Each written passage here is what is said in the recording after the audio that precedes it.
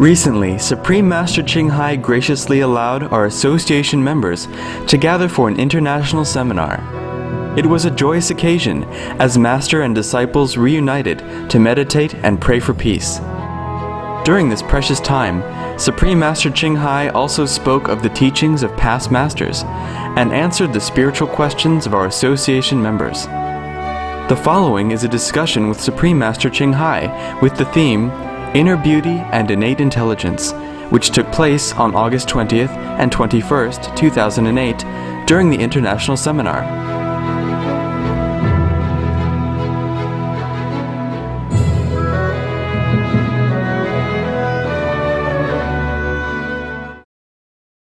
How are you guys? Everything good? Yes. I love you very much, and I'm very happy that even though I haven't been in Europe all this time, I was always in Taiwan or America, even then you are still practicing, and that's very good. That means you are sincere, you're very sincere. You love me because of my teaching. My teaching appeals to you. So if my teaching appeals to you, that means at least you're up to it. Good level, that's what it means. Anyway, I'm very touched with your devotion and diligence. So you've been growing all by yourself. There are a couple of things that I want to remind you. Everywhere you go, I want you to represent me. Like, you wouldn't do what I wouldn't do. And you treat everyone as you would like to be treated. I mean, you wouldn't kill people, that I know. You're very good. You're vegetarian, that I know. You keep the 5 precepts, I know that, and that's very good. And you meditate, and it's very good. But there are some common sense we have to consider. Be a good manner person, even in spiritual practice, because that's the way we should be. Not because masters say that. You my representative. You do what you think master would do in a proper way, even here or anywhere. Whatever you do bad, you cannot get anything good out of it. Can you? No. Huh? You won't get nothing being selfish. We only get blessing when we are selfless and noble and consider others before ourselves. Treat everyone similarly, always in a good manner, consideration, love, respect. You like to be a good manner, noble, elegant, pretty? Beauty doesn't always come from the face or the body. Beauty from inside, there are 2 kinds of beauty. The beauty from inside is always everlasting and always endearing to everybody. So you see all the masters, especially in India or Taiwan or Chinese, the old time, they have hair all over, they don't shave, they don't wash, their hair long like a hippie, and their hair are up to their feet. And they're wearing not too much clothes, or don't wear at all, or wear very shabby clothes or anything. They don't look like the model that lives in Monaco or something like that, no. But people still flock to their feet and love them, adore them, and die for them even, if they have to. During Prophet Muhammad time, people had war with whoever in the authority or the religious establishment of that time, because some people were willing to die for the Prophet, and they do it in defense, not because they wanted war. Least of all, the Prophet have never told them to go on war with anybody. But sometimes they want to defend for their children, or their brothers and sisters, their family. When other people like religious zealots or authority figures go and harass them or try to kill them, then they try their best to defend. And in the defense, maybe both sides get hurt, or one side get hurt, or they will die. Not that the Prophet expects them to die for him, or not that he has ever ordered anybody to go out and fight in the war. Just things happen naturally. So what I mean is, we have to be beautiful, inside out. I want you to be beautiful, everywhere and anytime. So everywhere you go, people will have respect for you. And then whatever you say will have effect. People will listen. If you're acting like anybody else, no matter what kind of good teaching you tell, I don't think people even want to listen. Correct? Yes. So, we eat 2 times a day, is it enough or too much or too little? We had soup today. You get soup today only? No, not only soup. I met a person who doesn't eat much. Sometimes he says he has to eat to sleep. And sometimes it's boring in this world. If you don't sleep, you don't eat. What else to do? That's the thing. We have enough food to eat actually. You're not taking food away from anyone. It's just that some eat too much. And the meat consumption is the worst. Meat consumption is the one that takes away all things. Water, cereals, and the vegetable protein. 90% of it. So it's taken away a lot of the world resource. Water, 70% of it. So even if we don't shower, we don't brush teeth, it's amount to nothing. When they don't stop eating meat, we're going to damage this planet. The resource will be running out. It's already running out. And also a lot of people stockpiling their food also because of worry about the climate change. But before that, the food is already short. 62 million people are hungry worldwide this year alone because of meat diet, because all the food are fed to the animals, the resource and the land and everything. I can never talk enough about that. It is ridiculous that somebody eats so much and somebody eats little. It's not like if they eat meat then everything healthy and good and happy for them and they could be enjoying forever. It's not. If they keep eating like that, they will also be gone. If the earth gone, finally no more resource, nothing else to eat them.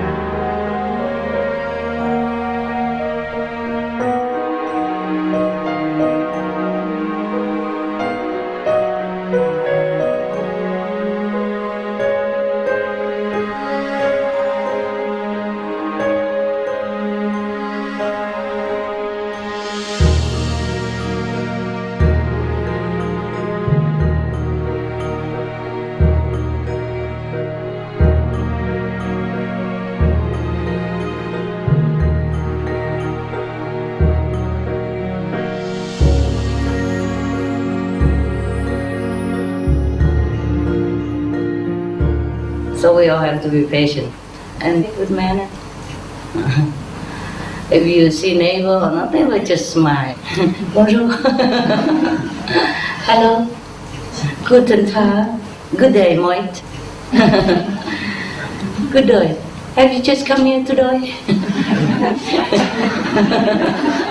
You come today, but it sounds like... You come to die, Mike? Yes, it's Australian accent. Just meditate a lot, then everywhere is beautiful. And you're beautiful. I have a little question.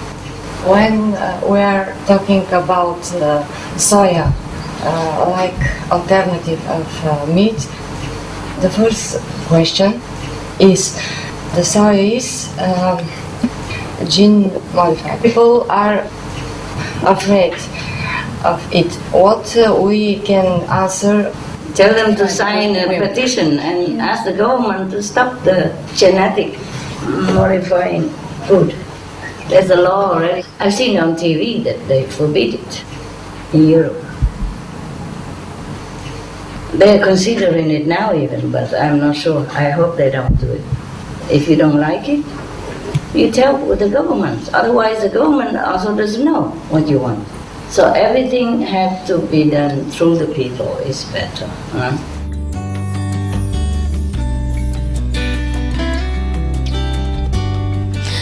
Ça va? Vous allez bien? Tout va bien?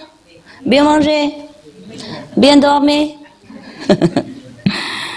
Bien méditer? I read many before I picked some for you. One is concerning a servant who loves his prayers. Or another one is about two kinds of intelligence. Which one you like? Okay, all right. If we have time, we do that. All right. So what do we read first now? Servant or intelligence? Yes, there was a story about Nasruddin, the funny saint of the Sufis.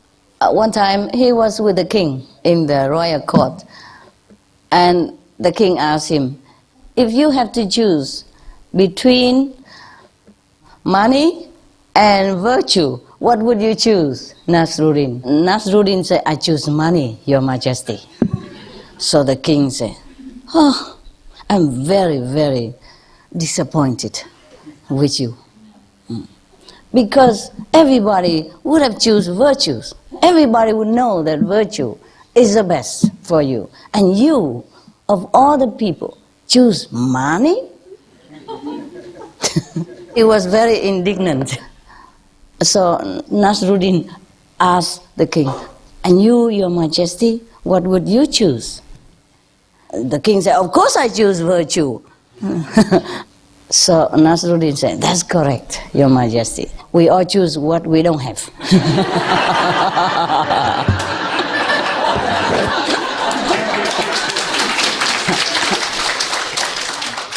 Nasruddin is very poor, everybody knows.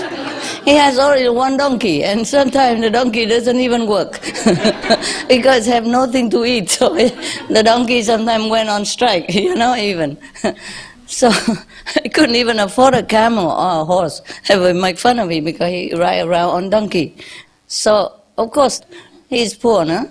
So he needs money. So if he has to choose between a virtue, which he has plenty already, and he choose money, no? The king has a lot of money already. Of course he choose virtue. He could afford to say that. I like that joke so much that I keep telling everybody I know. Now let's come to your dinner. Two kinds of intelligence, the thing that you need. Two kinds of intelligence. This is a poem by Rumi. There are two kinds of intelligence. One, acquired.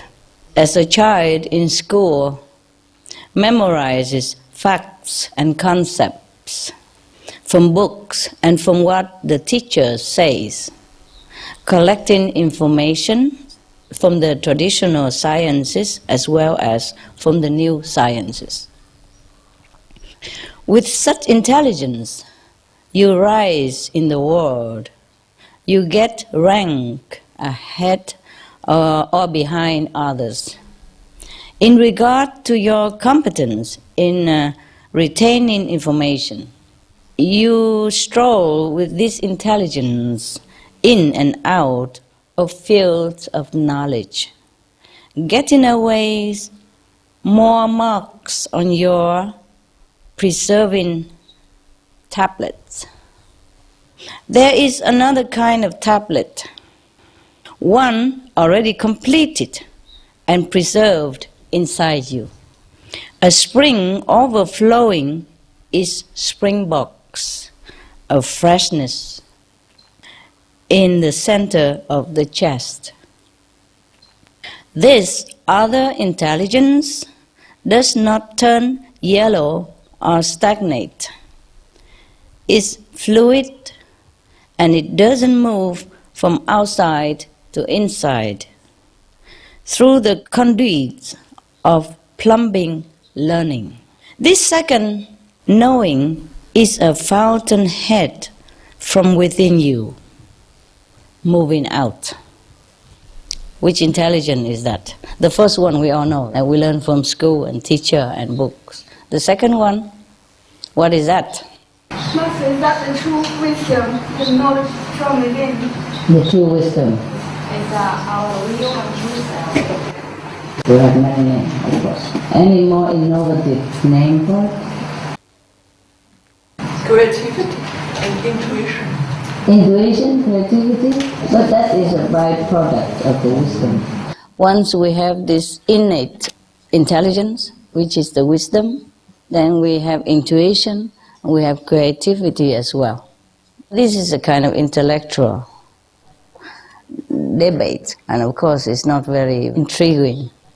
You should have known already by the title that the first intelligence is the knowledge gained from books and from social tradition in the classroom, etc., etc. And the second is your wisdom, yes? Your original wisdom, your true knowledge. You're born with it. You're endowed with it. You are it. It's the true wisdom from God. The one that we have to meditate to get it. The one that we need to be initiated in order to awaken again. To explore inside, deeper into our true knowledge. And from this true knowledge, even sometimes we don't go to school, we still know many more things than the people who had very high diploma.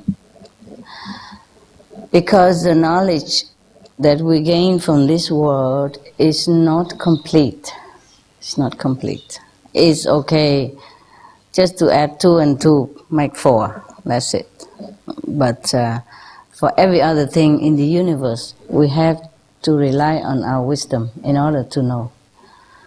For example, like when I told you about the 4 or 5 years' time, if we're not doing anything, then we'll be in trouble because the gas will be released from the ocean. And we will be poisoned. It will be in the air. So I already mentioned that. Because if only rising water, you can get a boat, a yacht if you're rich. Or build one like Noah. Or go live in a mountain, etc., etc. Or go in the helicopter and wait. Or have a helicopter that even park on the water. There are airplane and helicopter which can land on water. Some people can afford it, and they may be able to kind of escape the danger of rising water. But not when we have poisonous gas in the air and all kind. And that was before I know about the scientists' discoveries, say, the year 2012. Now we have scientific evidence and support. So that's what it is. So that knowledge doesn't come from my school learning. No school have taught that. And I'm not like scientists perceive that I sit there or I calculate all this weather forecast or I know about all the agriculture or the ocean gas. I don't have time also to sit there and calculate by mathematics and come to that conclusion. I just know that from insight. And then later on, it turns out that I was correct. And since we have the scientific backup, then we could go out to help, disseminate this kind of information or go to help people. So I have to thank the scientists for this, because without their backup, I don't know if I can even tell you to go out to distribute flyers about the climate change and all that. Every time they predict something, it did not happen. But I'm telling you why it did not happen either. More enlightened people in the world, more vegetarian people, more compassion, more helping each other, more loving kindness in the world, then this is powerful. It keeps pushing the negative power away from the edge, away from harm. And so the more we are doing our program right now, like having Supreme Master Television, broadcasting all the constructive news, and the more you distribute the flyers, more people become vegetarian, then of course, the more stable the planet, weather and safety will be. That's what it is. Hello, Master. In these 4 months, I have a lot of information that's come through me.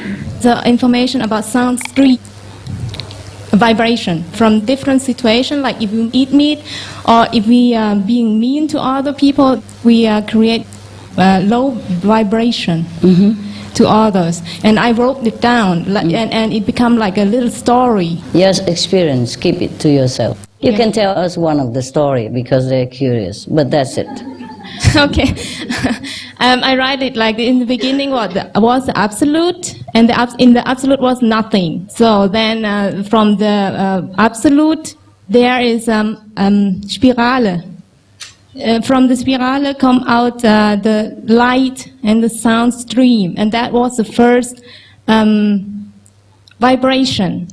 And everything in this universe is based on vibration because we are made from vibration. But I told you that already at the time Yeah. of initiation. What's new? Oh, but you realize it yourself. Yeah, okay, yeah. cool. It came out like a little story. In picture? In picture also in letter. In English? Part in English, part in German, because my German is better than English. Oh, so the universal mixed. power knows to write in German for you. Wow. Ah, amazing. What Yeah, but I have- intelligent. and Okay. and anytime information can come out, I myself is surprised about this information, and I have fun with it. Just one of those things that you should know and you would know. You know, as you practice along, the different information will come to you. I have fun with it. Thank you. Yeah. If you write book, maybe you won't have any more. Yeah, I know. Even I don't always tell everybody about everything. I tell just a little bit what necessary. For example, the communication with animals. I even thought, should I? Yeah, but to save the animals, I did it. In just a small portion, enough for the world to digest. For me, it's very interesting. Of course it is interesting. Yeah.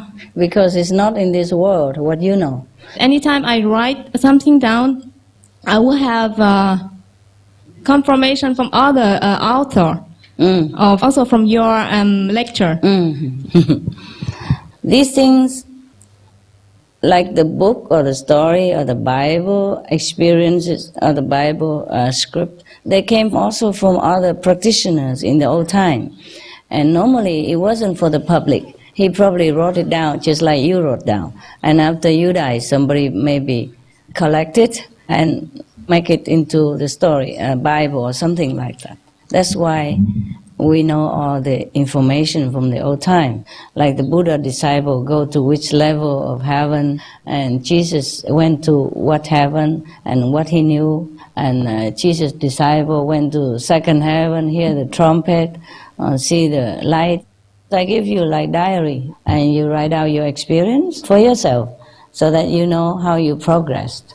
And then if you die and somebody found it and, oh, she was a saint. My God, why didn't I know that?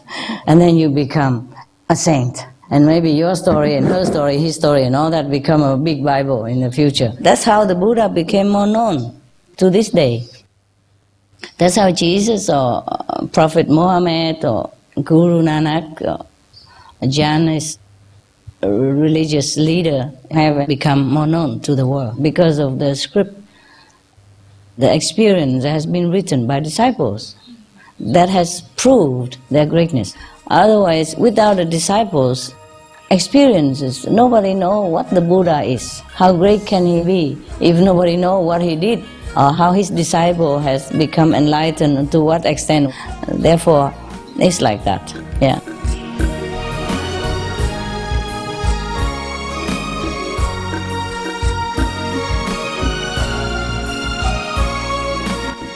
It was a pleasure to have you with us today for Between Master and Disciples. Please stay tuned for Animal World, our co-inhabitants, up next right after Noteworthy News, here on Supreme Master Television.